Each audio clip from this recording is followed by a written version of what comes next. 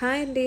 పొద్దున్నే తెల్లవారుజామున పక్షుల కిలకిల రావాలు వింటుంటే ఎంతో ఆహ్లాదకరంగా ఉంటుంది కదా! ఈరోజు మా ఇంట్లో సుత్తి పుణ్యావచనం అండి.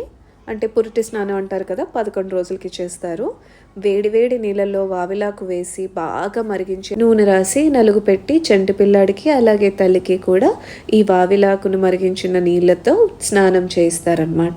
ఈ వావిలాకు నీళ్ళతో స్నానం చేయడం వల్ల ఒళ్ళు నొప్పులని తగ్గుతాయంట. పంతులు గారు వచ్చి పూజ కూడా స్టార్ట్ చేశారు. చూడండి చిన్ని పసుపు గణపతి ఎంత చక్కగా ఉన్నారు. ముందుగా గణపతికి పూజ చేసుకుని తర్వాత భూమాతకు కూడా పూజ చేసి నమస్కరించుకుని, అమ్మ భూమాత, పిల్లలు పొరపాటున చేయి జారిన కింద పడిన ఎలాంటి దెబ్బలు తగలకుండా చల్లగా కాపాడమ్మా అని చెప్పి నమస్కరించుకుంటారు.